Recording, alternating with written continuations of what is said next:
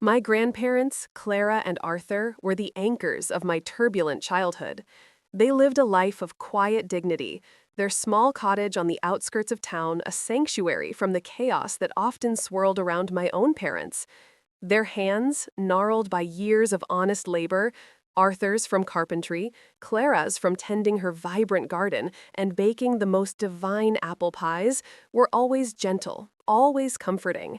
They weren't wealthy by any stretch of the imagination. Their house, though meticulously kept, was modest, filled with heirlooms that told stories rather than flaunted riches, a ticking grandfather clock, a worn velvet armchair by the fireplace, shelves overflowing with well-loved books. Their old, reliable sedan, a relic from the 90s, was their only extravagance, if you could even call it that. Yet in their presence, I felt richer than any child in a mansion. They taught me the value of a dollar, not through lectures, but through example. Every penny saved, every meal cooked from scratch, every mended garment spoke volumes. I was Ilara, a young woman navigating the choppy waters of early adulthood, struggling to find my footing. My parents, bless their hearts, were more dreamers than doers, their financial stability as elusive as a summer breeze. Consequently, I'd learned early on to rely on myself. I worked 2 part-time jobs, juggling college classes, and the constant anxiety of making rent. My grandparents never offered me money directly, but they always made sure I had a warm meal, a quiet place to study, and the unwavering belief that I would succeed. Their love was my true inheritance, a treasure I held more dear than gold. Losing them, therefore, was not just a blow. It was the shattering of my entire world. It happened on a crisp autumn evening, the kind where the air smells of wood smoke and turning leaves. They were on their way back from their weekly bridge game, a ritual they cherished. A drunk driver, speeding, swerved into their lane. The call came late, a cold, clinical voice on the other end, delivering news that felt like a physical punch to the gut.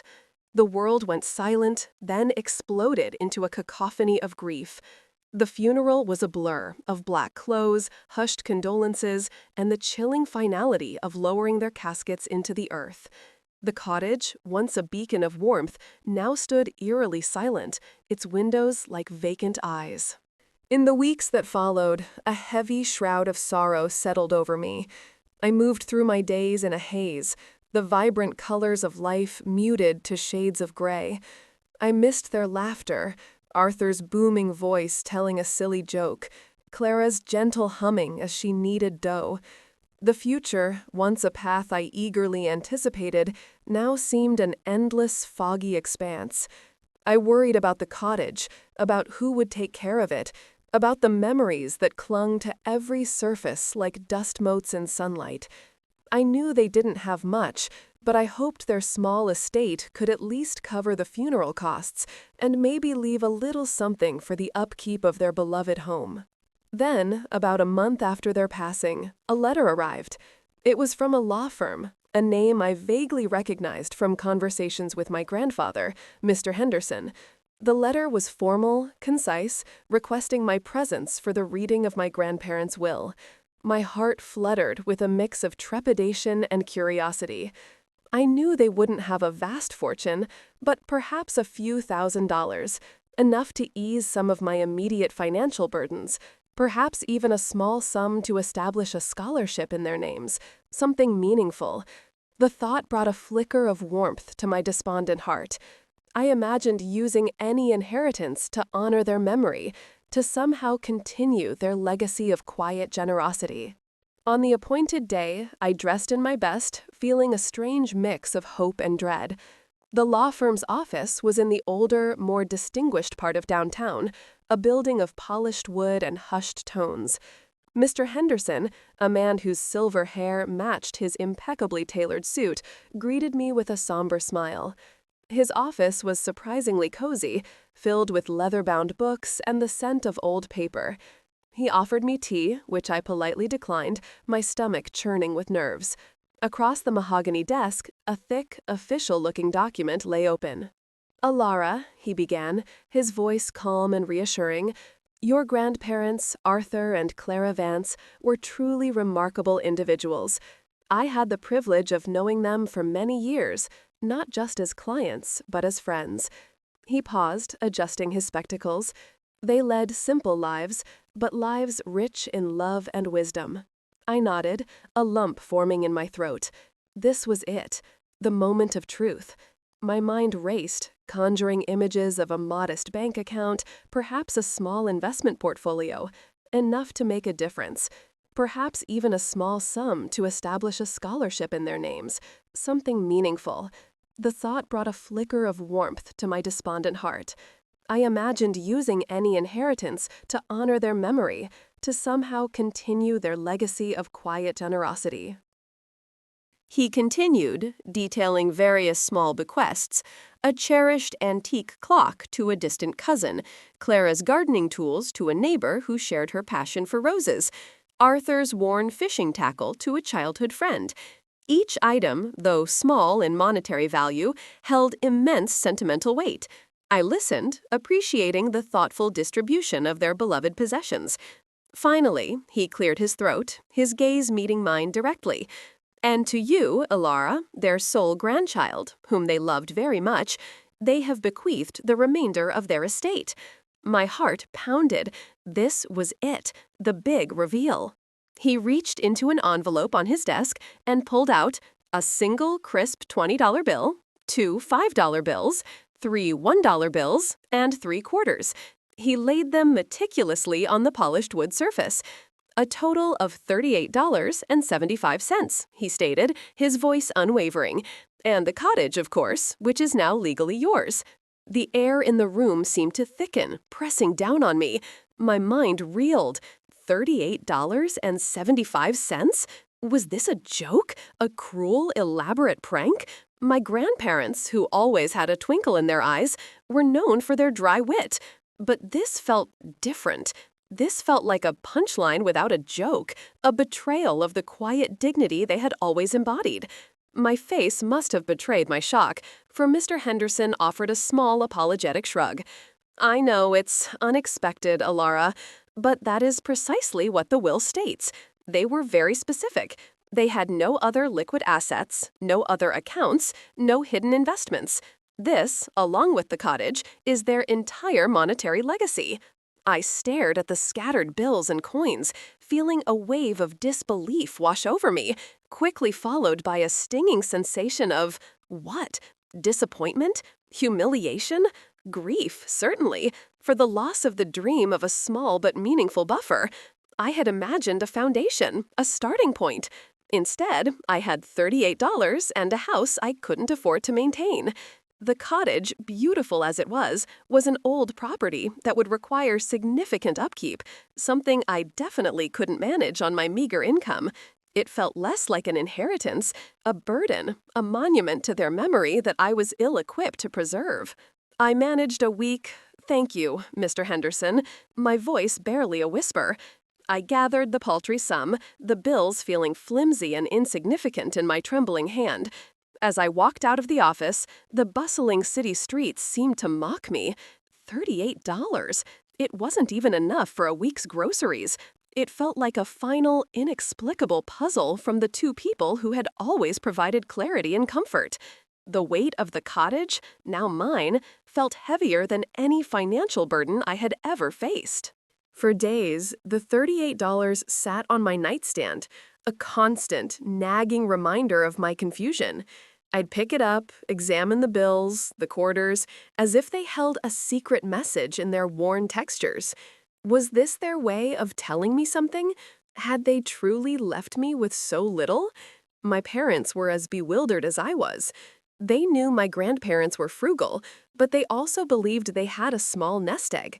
The news of the paltry sum only deepened their own sense of loss and worry for my future.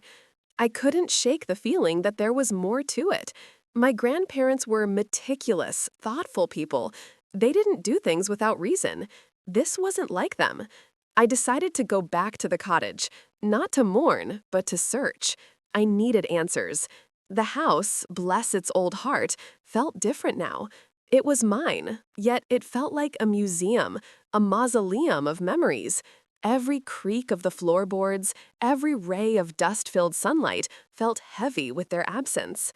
I started in Arthur's study, a small room filled with his woodworking tools and stacks of old blueprints.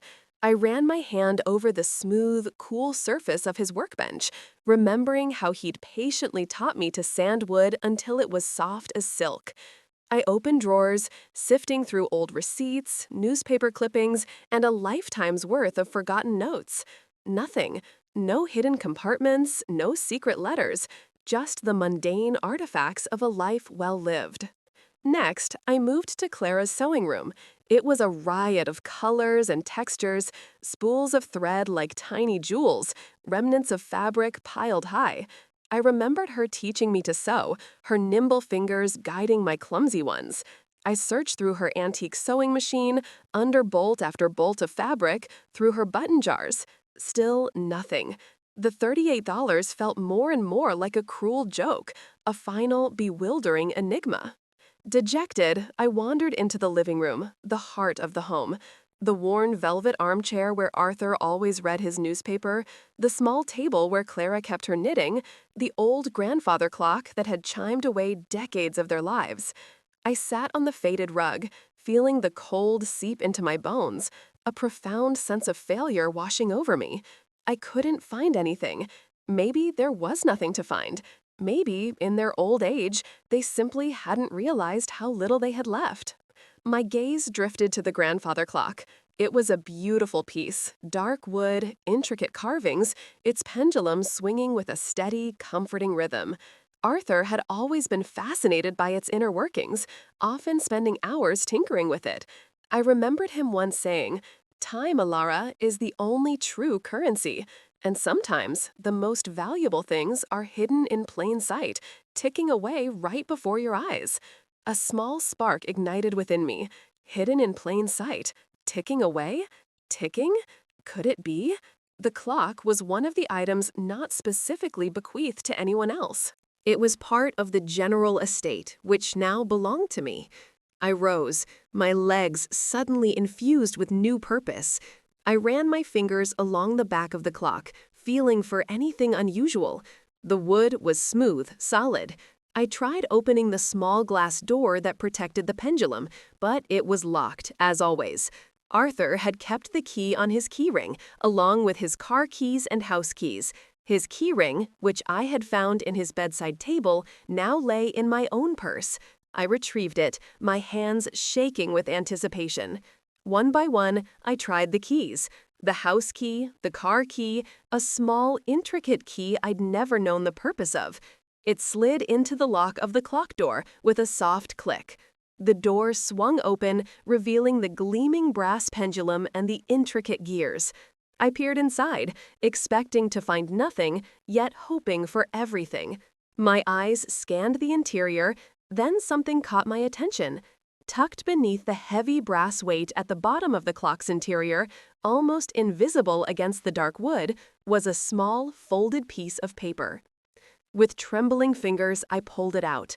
It was a note, written in Clara's elegant, slightly shaky handwriting. My heart hammered against my ribs. "Ilara, my dearest," it began. "If you are reading this, it means you have found our little secret. We know the $38 seemed small, but it is not the sum itself, but what it represents and where it leads.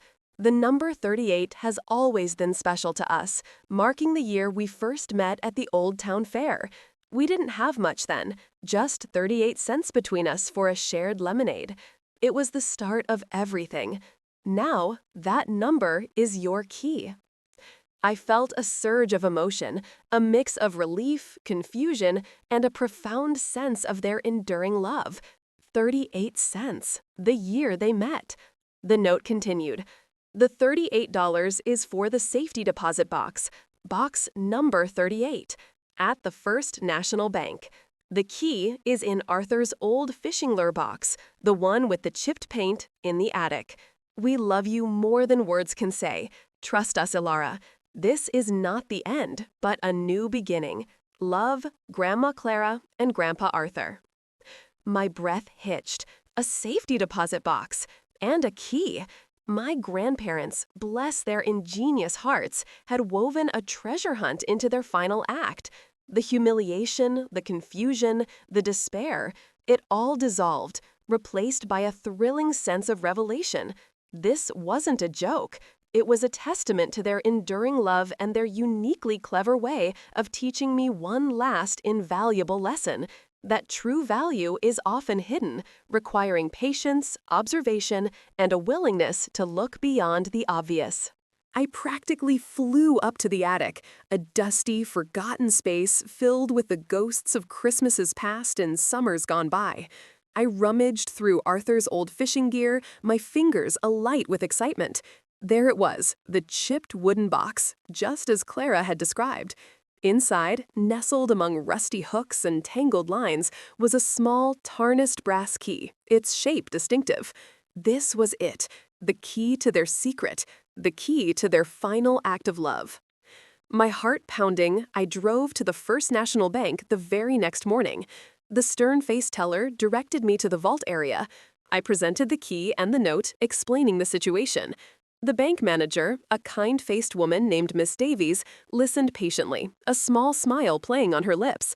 "Ah, Arthur and Clara Vance," she said warmly.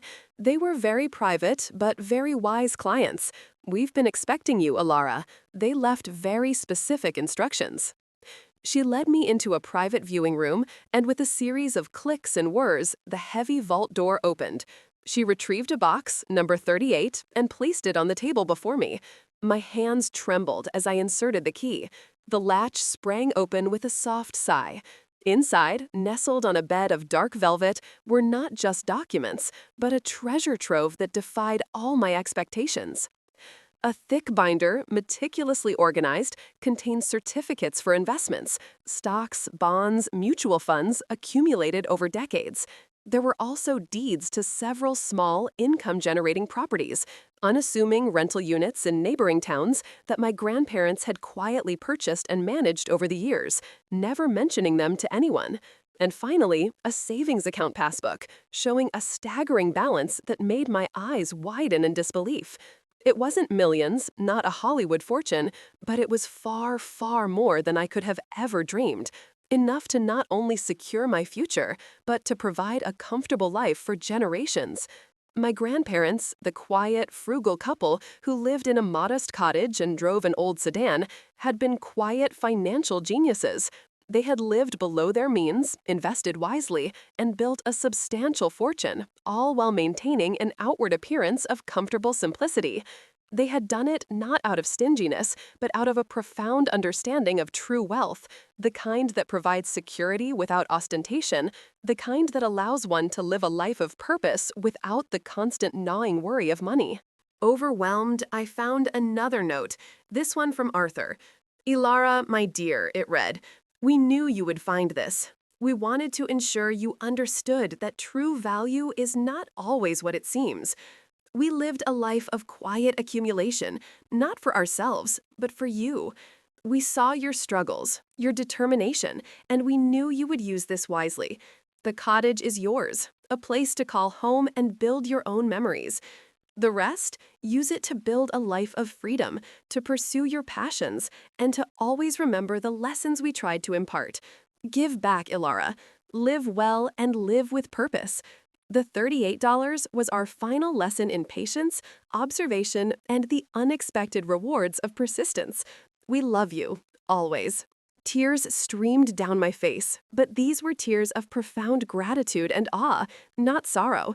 My grandparents hadn't left me $38. They had left me a legacy, a challenge, and a final brilliant act of love that had transformed my understanding of wealth and inheritance. They had given me not just money, but a profound lesson in life, disguised as a bewildering riddle. The cottage, once a burden, became my project. I used a small portion of the inheritance to lovingly restore it, preserving its charm while making it comfortable and modern. It became a home, a place where I could honor their memory every day. I established a scholarship fund in their names at my university, specifically for students struggling with financial hardship, just as I had. I pursued my own dreams, unburdened by the constant worry of money, and found joy in building a life that reflected their values. My grandparents' revenge wasn't against an enemy. It was a brilliant, loving act of defiance against the superficiality of material wealth. A final, poignant lesson that the greatest treasures are often hidden, waiting to be discovered by those with the patience to look beyond the obvious. The $38, once a symbol of disappointment, became the most valuable inheritance I could have ever received. A symbol of their enduring wisdom, their quiet genius, and their boundless love. It was the best $38 I ever didn't spend because it led me to everything.